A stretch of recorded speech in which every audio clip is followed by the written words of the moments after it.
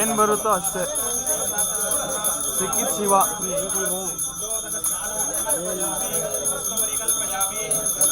ನಾನು ಈ ಕಡೆಗೆ ಬರ್ರಿ, ಬ್ಯಾಕ್ ಲೈಟು ಅಂದ್ರೂ ಕೇಳಲಿಲ್ಲ. ಇಲ್ಲ, ಪೂರ್ವಕ್ಕೆ ಅಲ್ವಾ ನಿಲ್ಲಿಸೋದು? ಪೂರ್ವಕ್ಕೆ ನಿಲ್ಲಿಸೋದು. ರಾಜಣ್ಣ ಪೂರ್ವಕ್ಕೆ ನಿಲ್ಲಿಸ್ಬೇಕು, ಹಿಂಗೆ ನಿಂತ್ಕೊಳ್ಳಿ.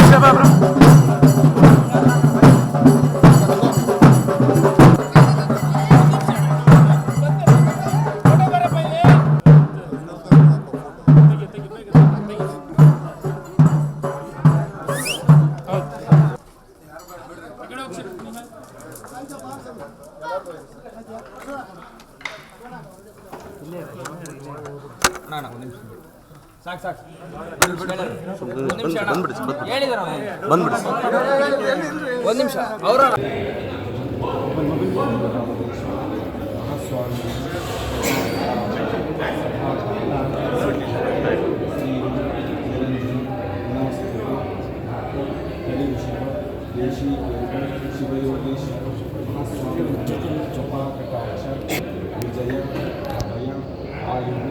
आरोग्यभाग्यं सकलैश्वर्य अष्टैश्वर्यीकरणार्थं महालक्ष्मी महासरस्वती कृपाकटाक्ष सिद्धार्थाय सिद्ध्यर्थे कुटुम्बस्य जन्मनक्षत्र नामनक्षत्र जन्मलग्न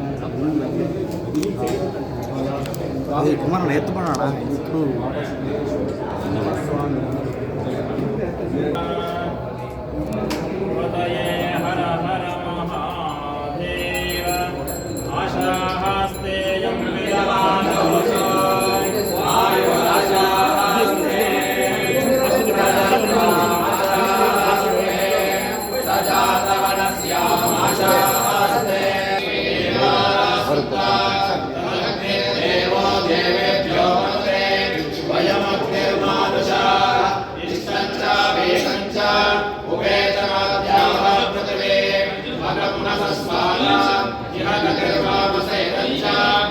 ಇನ್ನು 233ನೇ ವರ್ಷಕ್ಕ ಈ ಕಾರ್ಯಕ್ರಮ ನಡೀತಾ ಇದೆ.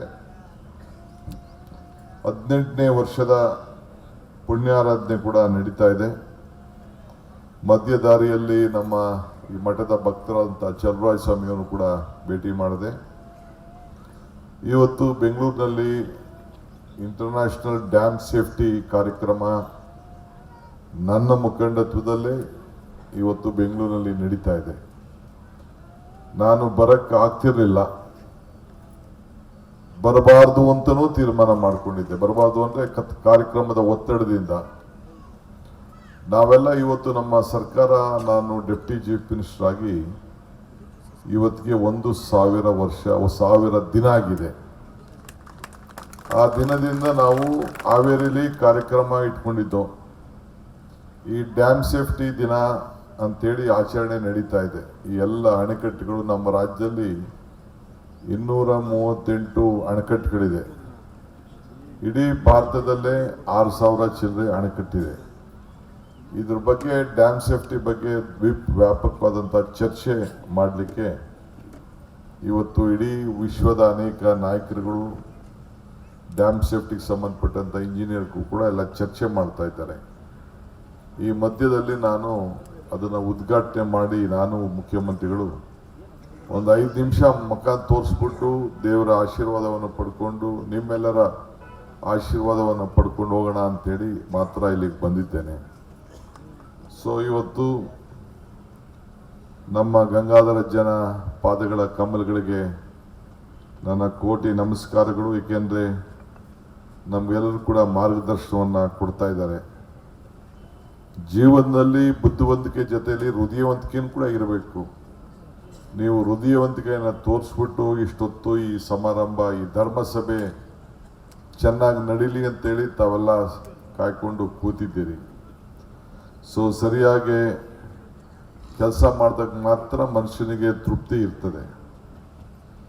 ಇವತ್ತು ಶ್ರೀಗಳು ಬೆಂಗಳೂರಿನಲ್ಲೂ ಕೂಡ ಒಂದು ಹೊಸ ಅಲ್ಲೊಂದು ಗುರುಭವನ ಪ್ರಾರಂಭ ಆಗ್ತಾ ಇದೆ.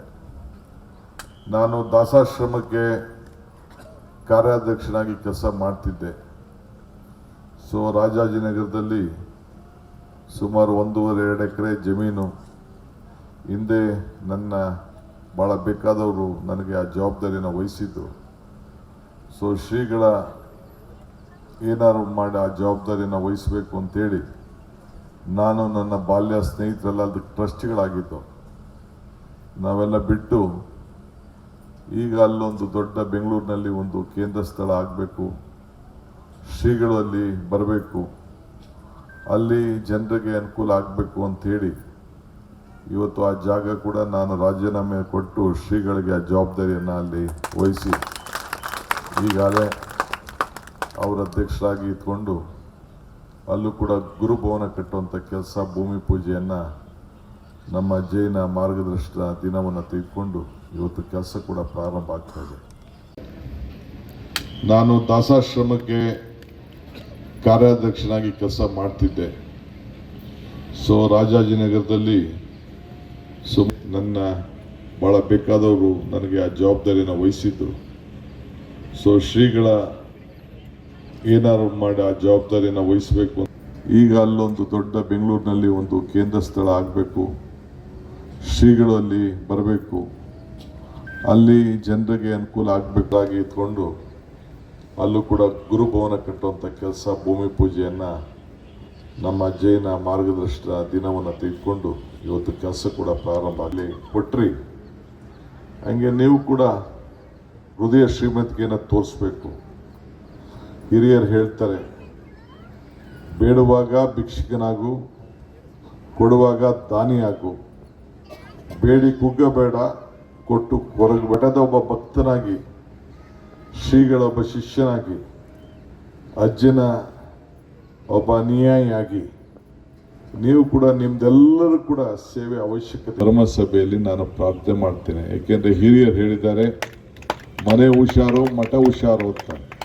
ನಿಮ್ಮ ಮನೆಯನ್ನು ನೀವು ಯಾವ ರೀತಿ ಕಾಪಾಡ್ತೀರಿ, ನಮ್ಮ ಸಾಕ್ಷಾತ್ ದೇವರು ಗುರುವೇ ನಮಗೆಲ್ಲರೂ ಕೂಡ ಜಗತ್ತಿನ ಪಾಲಕ ಅಂತ ಹೇಳಿ ಇವತ್ತು ನಾವು ನಮ್ಮ ಮಠಗಳನ್ನು ರಕ್ಷಣೆ